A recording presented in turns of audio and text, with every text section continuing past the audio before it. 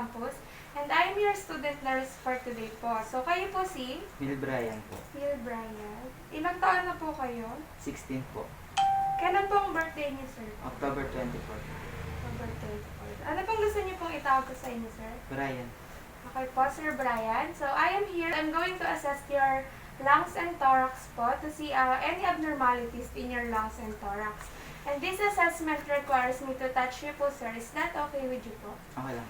Okay, so don't worry po, sir, because I'm going to provide a gown for you so that I will only expose the area that I will assess. And don't worry because I respect your privacy since the door is locked and the curtains were closed po. So, pwede na po kayo magpalit, sir.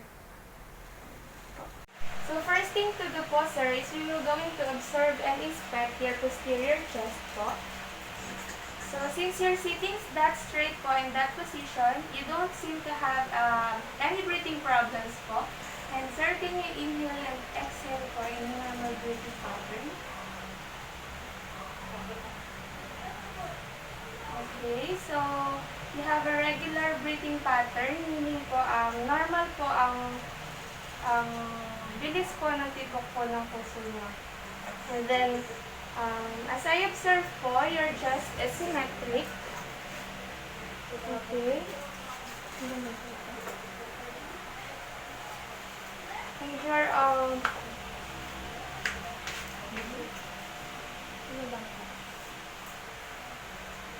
your anterior posterior chest ratio and your transverse ratio is 2:1 po. Meaning symmetrical po ang ratio po ng anterior posterior and transverse chest niyo po. Next po is we will palpate your spinous process po, sir. Tell me if it hurts when I touch it po, sir.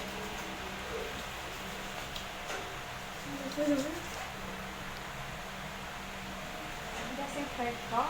Hindi po. Does it hurt? Hindi po. Does it hurt po? Hindi po. Does it hurt? Hindi po. Does it hurt po? Hindi po.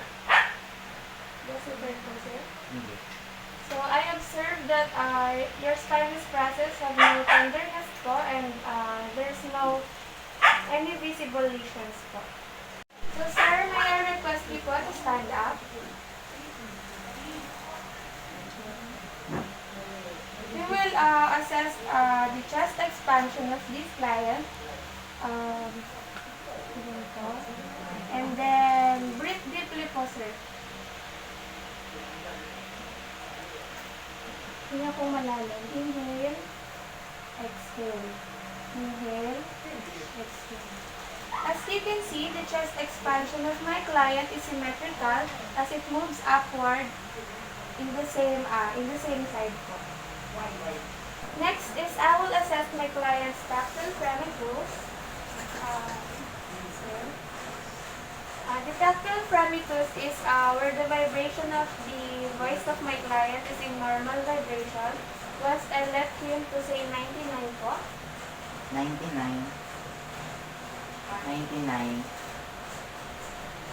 99. 99. 99. 99. 99. 99. 99. 99. Okay, so I observed that the vibration of the tactile premitus of my client is in normal vibration. Next is we will perform the systematic percussions po, sir.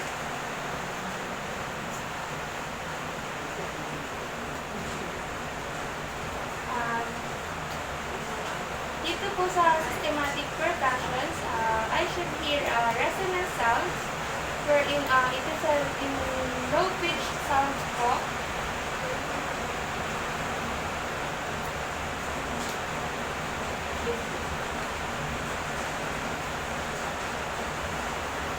Okay, so resonance naman po yung sound na naririnig ko po na vibration ng posterior thorax po. Next is we will assess his diaphragmatic excursion. by percussing also his posterior thorax and wait for the dull vibrations that I should be heard. Can you exhale, sir? Exhale lang po. Exhale lang. Exhale lang. Okay, so dull na po dito. Next is, we will repeat the process, but I will let my client to inhale as I percuss his posterior thorax, sir. Inhale lang po. Down.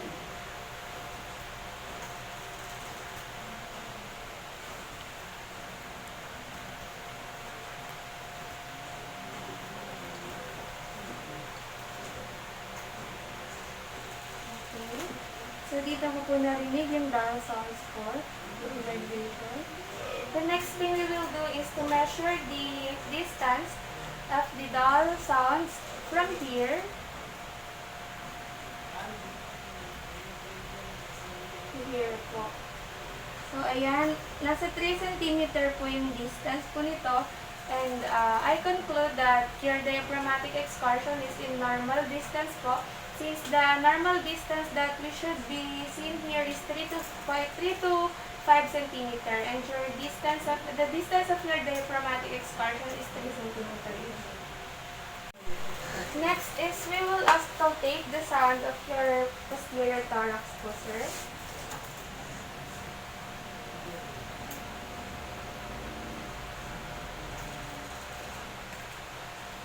Okay. Can you breathe deeply po, sir? From your mouth po. From your mouth po, sir.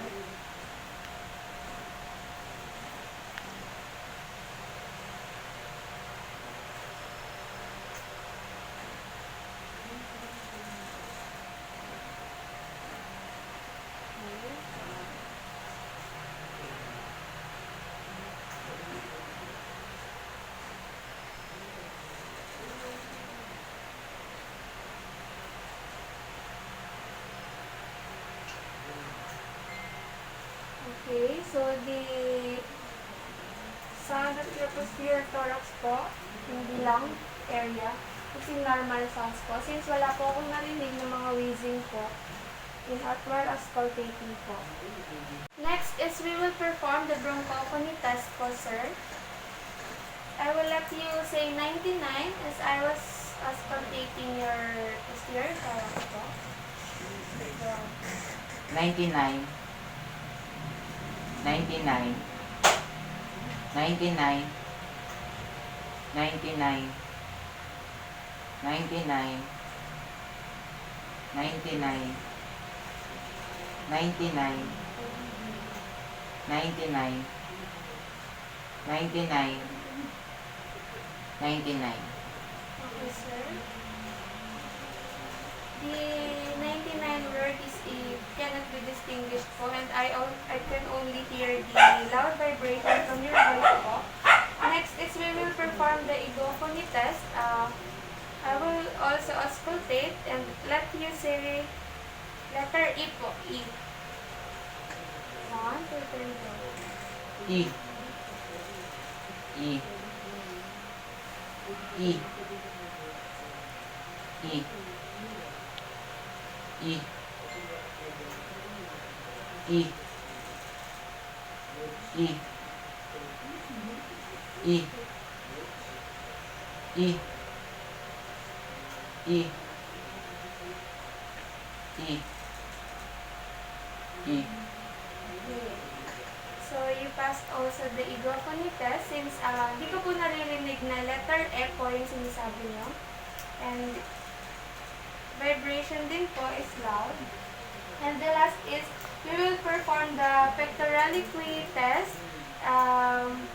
As I am auscultating your posterior thorax po, sir, I will let you whisper 1, 2, 3. Okay po? Okay. Go.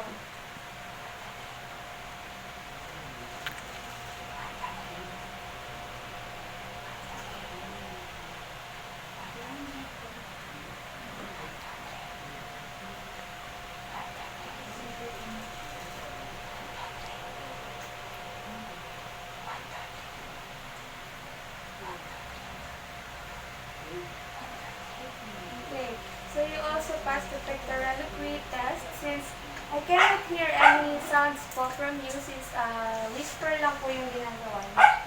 The next thing we will do po is assessing, observing, and inspecting your anterior thorax po. Can you turn around po?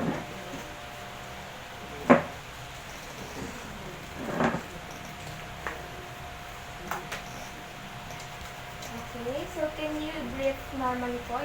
Inhale and exhale po ulit.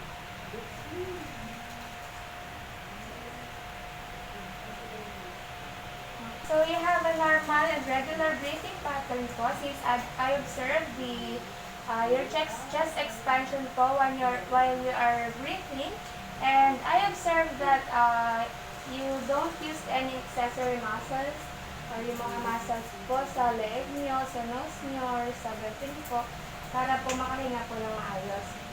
The next is we will palpate your thorax po. So, tell me if it hurts po while I'll palpate. Does it hurt po? Does it hurt? Does it hurt? Does it hurt? Does it hurt po? Does it hurt? Does it hurt po? Does it hurt po? Okay, so I conclude that your anterior thorax has no any lesions, has no any lumps, has no any muscles, and has no any nodules po. And I observed that your anterior thorax is not tender po. Next po, sir, is may I request you po to stand up. We will assess your respiratory excursion po. Okay, like this. Inhale and exhale lang po, sir. 1, 2, 3, go. Ito. Ito po. Okay, so I noticed that your anterior chest expansion expands symmetrically, and since I observed that my thumb separate place po while you are breathing, then that's normal po, sir. Next po, sir, is we will assess your tactile premitus in the anterior thorax. May I request po na pakitanggal po ng face mask. And hihinga lang po kayo from your mouth po as I am assessing your tactile premitus po. So, as we go po.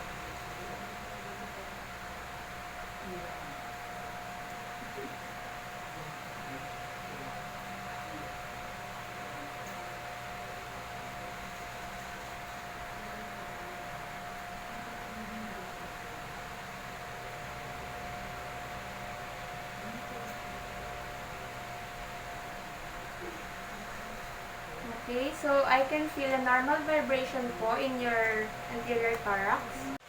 And next is we will also perform the percussion po in your anterior thorax. Can you breathe po from your mouth and exhale?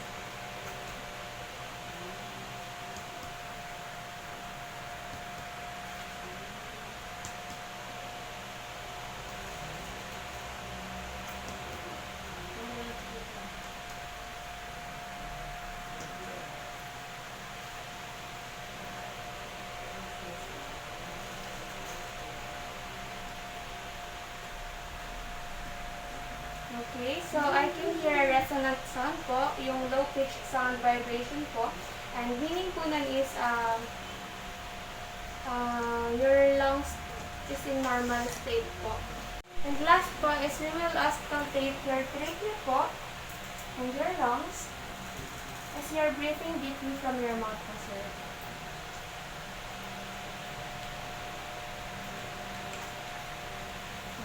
Breathing deeply from your mouth.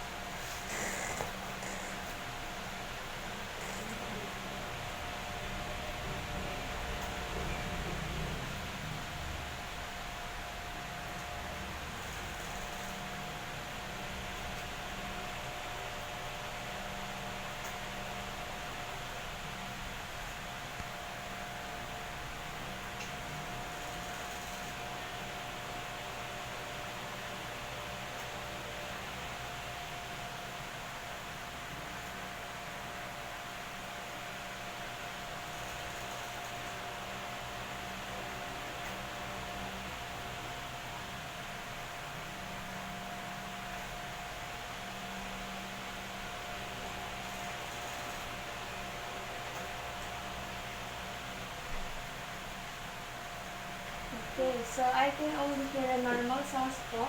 Since hindi po ako nakarinig ng any wheezing po from your lungs and your trachea. And are you okay po, sir? Okay po. So that's all po, sir. And I conclude that you have no abnormalities po in your lungs and thorax. And you can change na po, sir. Thank you po.